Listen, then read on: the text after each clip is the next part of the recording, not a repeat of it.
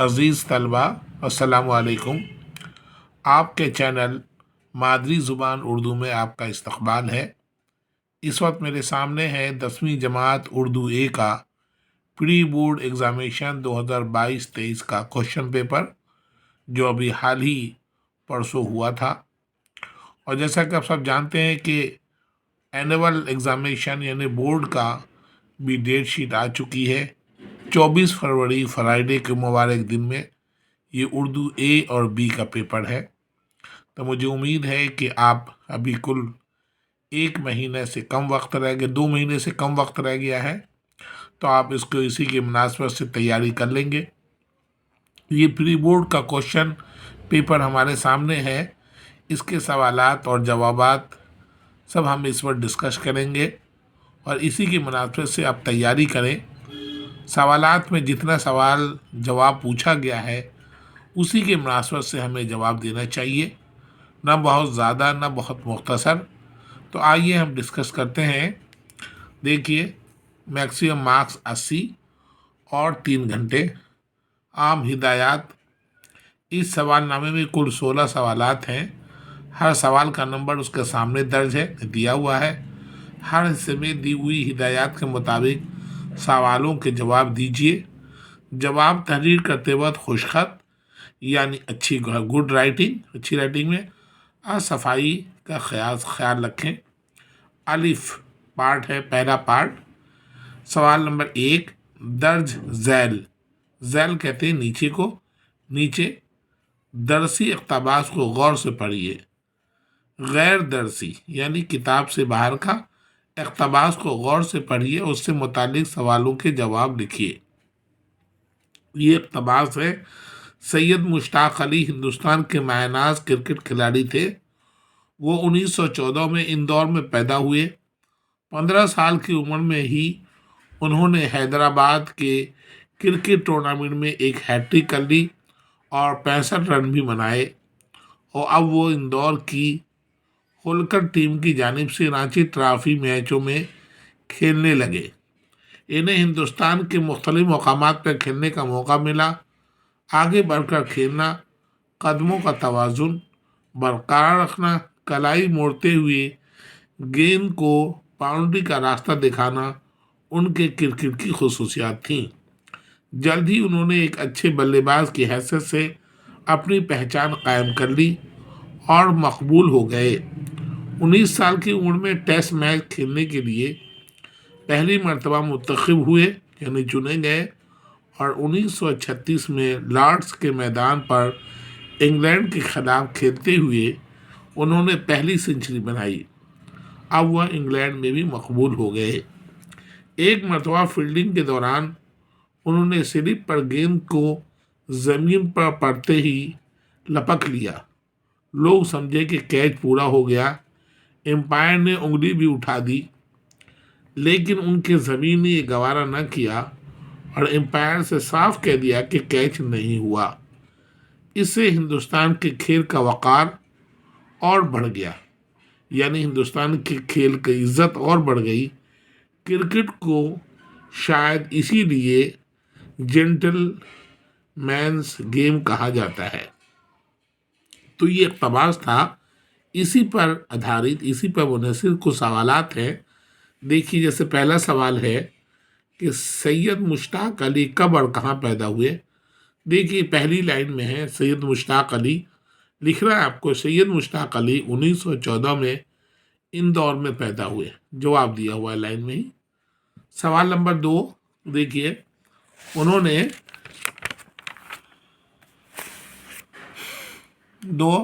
حیدرآباد کے ٹورنامنٹ میں سید مشتاق علی نے کیا کیا؟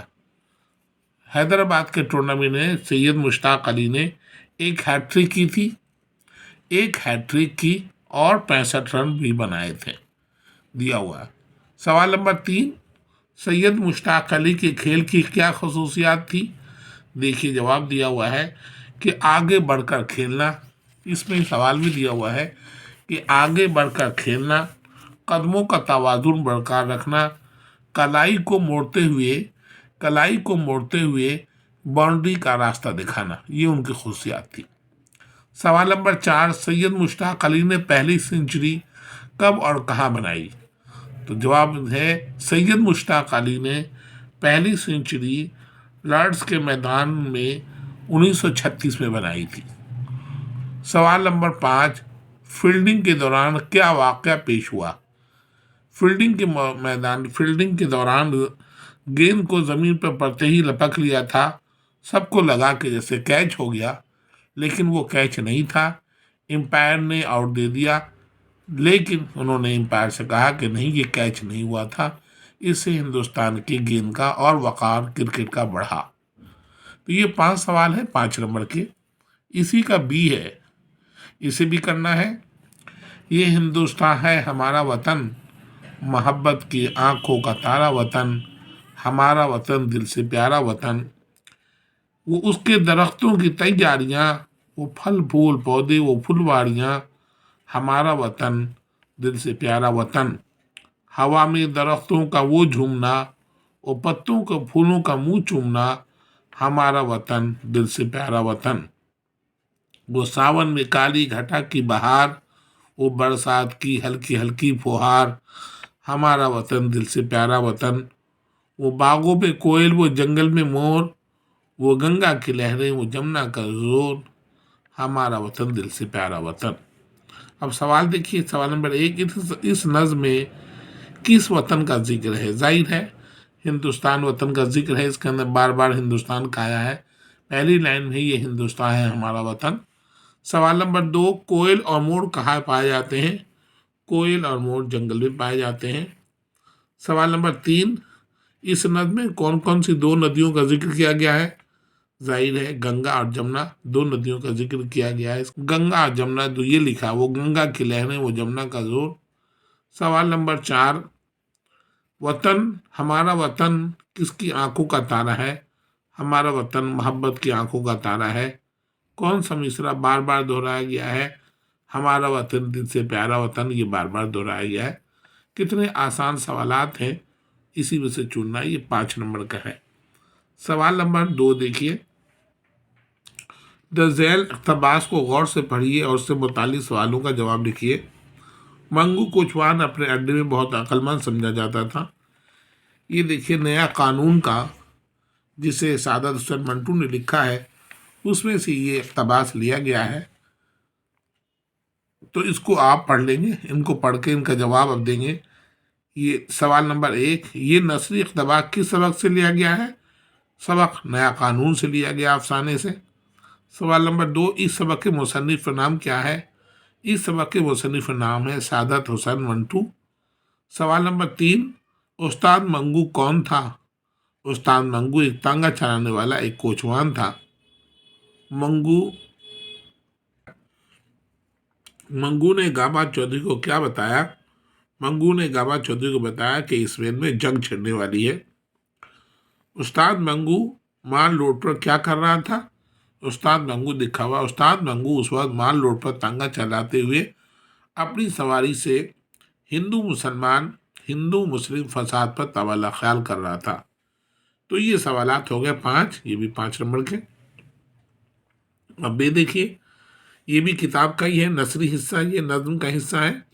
फितरत की दी हुई मुसर्रत खोकर, औरों को न कर मलूल गमगीन होकर, ये उम्र बहरहाल गुजर जाएगी, हंस हंस कर गुजार इसे रो रो कर। मज़हब की ज़ुबान पे है न कोई का प्याम, उसने अमन रास गोई का प्याम।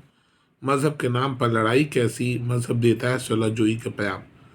ये रुबाई है, 2 रुबाइयाँ हैं ये पहली रुबाई, ये दूसरी रुबाई। अब इसी पर सवालात है, इसी की मुनासबत से मंदर वाला अशार के शायर का नाम लिखिए। तलोक चंद महरूम है। पहली रुबाई में शायर ने क्या कहा? पहली रुबाई में शायर कहता है कि हालात को देखकर खुद गमगीन होकर दूसरों को भी गमगीन नहीं करना चाहिए, और जो भी हालात हो उन्हें हंसी हंसी खुशी मुसरत के साथ उसे गुजारना चाहिए। सवाल नंबर 3, मज़हब की ज़ुबान पे है किस चीज़ का बयान?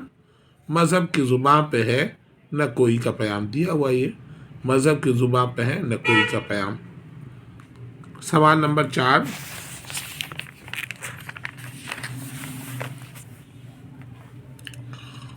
حسن عمل اور راست گوئی کا کیا مطلب ہے؟ حسن عمل یعنی اچھے کام کرنا چاہیے، اچھے کام کرنا، اور راست گوئی کا مطلب ہے سچ بولنا، یہ دونوں پہ عمل کرنا چاہیے۔ سوال نمبر 5، دوسری رباعی میں کیا خاص بات کہی گئی ہے؟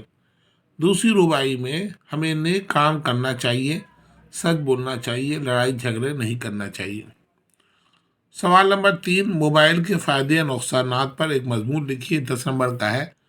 ہم سب جانتے ہیں موبائل ایک ایسا انسٹرومنٹ ہے، ایک اوزار ہے، ایک ایسی مشین ہے جس سے ہم جب جس وقت جہاں چاہتے ہیں اپنے عزیز و قریب سے بات کرتے ہیں، اسے میسج بھیجتے ہیں، ویڈیو بناتے ہیں اور بینک کے ٹرانزیکشن کرتے ہیں، بے شمار کام ہیں۔ اب ان کے فائدے لکھیں گے اور نقصان بھی لکھیں گے۔ اپنے دوست کو خط لکھ کر دہلی کے سیر کے لیے بلائیے، اپنے دوست کو خط لکھیے اور دلی میں آنے کی دعوت دیجیے۔ یہ سوال ہے 5 نمبر کا، 4 نمبر کا۔ الطاف حسین حادی کے حالات زندگی پر مختصر نوٹ لکھیے۔ کتاب میں دیا ہوا الطاف حسین حادی 1914 میں پانی پت میں پیدا ہوئے، علم کی طلب میں وہ دہلی آ گئے، یہاں انہوں نے نواب، اور یہ پورا ڈیٹیل آپ کی کتاب میں لکھا ہوا ہے، تب یہ الطاف حسین کی مختصر حالات لکھیں گے۔ مخلوط زبان سبق میں اردو زبان کی کن کن خصوصیات پر روشنی ڈالی گئی ہے؟ اردو زبان کے بارے میں لکھنا ہے کہ اردو کیسی زبان ہے۔ یقیناً جانتے ہیں کہ یہ ایک مخلوط زبان ہے، لیکن اس کے اندر ہندی، عربی، فارسی کے الفاظ شامل ہیں۔ یہ بدیسی زبان نہیں ہے، یعنی باہر کی زبان نہیں ہے، یہ خالص ہندوستانی زبان ہے اور یہ ایک میٹھی زبان ہے۔ سوال نمبر 6، ہو عمر خضر بھی تو کہیں گے بوقت مرگ، ہم کیا رہے یہاں ابھی آئے ابھی چلے۔ اس شعر کی تشریح اپنے الفاظ میں لکھیے۔ یہ ابراہیم ذوق کا یہ شعر ہے، اور اس شعر میں یہ کہا جا رہا ہے کہ انسان کو چاہے جتنی لمبی عمر مل جائے، اسے مرتے وقت اپنی عمر کم ہی نظر آتی ہے، یعنی اور جینے کی تمنا اس کے اندر باقی رہتی ہے۔ اور یا میں ہے 6 میں، او دیس سے آنے والے بتا، نظم کا مرکزی خیال اپنے الفاظ میں لکھیے، یعنی اس کا تھیم کیا ہے؟ او دیس سے آنے والا، اختر شیرانی نے لکھا ہے۔ کیا لکھا ہے؟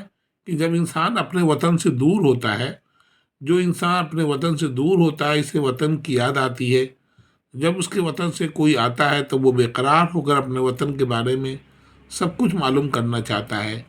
اسی طرح شاعر وطن کے اپنے وطن سے آنے والے لوگوں سے موسم کے بارے میں، وہاں کے گاؤں کے بارے میں، وہاں کی گلیوں کے بارے میں، محلوں کے بارے میں، اسکول اور مدرسے کے بارے میں، کھیت اور باغات کے بارے میں، یہ تمام وہاں کی فضاؤں اور آب و ہوا کے بارے میں بار بار محبت میں، الفت میں پوچھتا ہے۔ سوال نمبر 7، مولوی عبدالحق کے حالات زندگی روشنی ڈالیے۔ آپ کتاب میں دیا ہوا مختصر زندگی، ان کے بارے میں کہ 1870 میں ہاپوڑ میں پیدا ہوئے، انہیں بچپن سے پڑھنے لکھنے کا شوق تھا، اور علی گڑھ مسلم یونیورسٹی سے انہوں نے ڈی لٹ کی، اور انہوں نے ڈی لٹ کی ڈگری حاصل کی۔ سوال نمبر 8، وہ فعل جس میں فاعل کی ضرورت نہ ہو اور جملہ بھی مکمل ہو جائے، اسے کیا کہتے ہیں؟ اس کی مثال بھی دیجیے۔ وہ فعل جس میں فاعل کی ضرورت نہ ہو اور جملہ بھی مکمل ہو جائے، اسے فعل مجہول کہتے ہیں، جیسے مکان بن گیا اور کپڑے دھل گئے وغیرہ۔ یہ ہو گیا اس کا۔ یہ کتنے نمبر کا ہے؟ یہ 2 نمبر کا ہے، 2.5 نمبر کا۔ عید بھی دیکھیے، حامد نے خط لکھا، اس جملے میں مفعول کون سا ہے؟ حامد فعل ہے، حامد فاعل ہے، اور لکھا گیا یہ فعل ہے، اور خط مفعول ہے۔ تو خط کیا ہوا اس کے اندر؟ مفعول، یعنی آبجیکٹ ہے یہ۔ اس کی تعریف لکھیے۔ کیا اس کی تعریف ہے؟ کہ اس میں خط مفعول ہے، جس پر کام کا اثر پڑے اسے مفعول کہتے ہیں۔ یعنی حامد نے خط لکھا تو حامد فاعل، لکھا گیا فعل، اور خط مفعول، یعنی جس پر کام کا اثر پڑے اسے مفعول کہتے ہیں۔ سوال نمبر 9، شعر میں کسی تاریخی واقعے کی طرف اشارہ کیا جائے اسے کیا کہتے ہیں، مثال کے ذریعے سمجھائیے۔ جس پہ اسے تلمیح کہتے ہیں، جس پہ شعر میں کسی تاریخی واقعہ کی طرف اشارہ کیا جائے اسے ہم تلمیح کہتے ہیں۔ اور اس کی مثال یہ ہے کہ ابن مریم ہوا کرے کوئی، میرے دکھ کی دوا کرے کوئی۔ یا آپ نے ابھی لکھا کہ وہ شعر ہم نے پڑھا کہ ہو عمر خضر بھی تو کہیں گے بوقت مر، کیا رہے ہم یہاں ابھی آئے ابھی چلے۔ یہ بھی دیکھیے، اس میں موت کا ایک دن معین ہے، نیند کیوں رات بھر نہیں آتی۔ اس شعر میں جو صنعت استعمال کی گئی ہے اس کا نام اور تعریف لکھیے۔ موت کا ایک دن، غالب کا شعر ہے، موت کا ایک دن معین ہے، نیند کیوں رات بھر نہیں آتی۔ اس میں دو ایسے الفاظ ہیں جو متضاد ہیں، الٹے ہیں، ایک یہاں دن ہے اور یہاں ایک رات ہے۔ یہ دو الفاظ آئے ہیں تو صنعت کیا ہوا، تضاد، اسے ہم کہنے صنعت تضاد۔ اور اس کی ڈیفینیشن یہ ہے کہ کلام میں ایسے دو الفاظ لانا جو ایک دوسرے کی ضد ہوں۔ کلام مطلب شعر میں دو ایسے الفاظ کا آنا جو ایک دوسرے کی ضد ہو، ایک دوسرے سے اپوزٹ ہو، اسے ہم صنعت تضاد کہتے ہیں۔ اس شعر میں جو صنعت استعمال کی ان کا نام اور تعریف لکھی، بتا دیا ہم نے۔ سوال نمبر 10، خون کھولنا، اس محاورے کا جملہ بنائیے۔ خون کھولنا، اسے بدتمیزی کرتے ہوئے دیکھ کر میرا خون کھول گیا۔ جان میں جان آنا، محاورے کا جملے میں استعمال کیجیے۔ جب میرا کھویا ہوا پرس مجھے مل گیا تو اسے دیکھ کے میری جان میں جان آ گئی۔ 11واں سوال، سکتہ کا نشان کب لگایا جاتا ہے، مثال دے کر سمجھائیے۔ سکتہ کا استعمال تھوڑی دیر کے لیے رکنا ہو، اسے ہم سکتہ کا استعمال کرتے ہیں۔ جیسے آپ نے شعر پڑھا کہ لائی حیات آئے قضا لے چلی چلی، تھوڑی دیر رکنا ہوتا ہے، وہاں ہم سکتہ کا استعمال کرتے ہیں۔ جیسے تم جلدی آؤ گے تو جلدی جاؤ گے، ٹھیک ہے۔ تو 11واں سوال یہ ہو گیا۔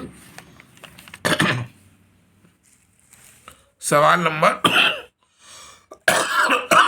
کی تعریف میں مثال کی لکھیے۔ قافیہ، قافیہ کہتے ہیں ردیف، ہم صورت، ہم آہنگ، ہم وزن الفاظ کو قافیہ کہتے ہیں جو ردیف سے پہلے آتا ہے۔ ردیف کسے کہتے ہیں، مثال کے طور پر سمجھائیے۔ غزل جس غزل میں جس الفاظ پر شعر مکمل ہوتا ہے اسے ہم ردیف کہتے ہیں، یعنی ہم قافیہ کے بعد والے الفاظ کو ہم ردیف کہتے ہیں۔ سوال نمبر 13، مردوں کو عورتوں کے ساتھ کس طرح کا سلوک کرنا چاہیے۔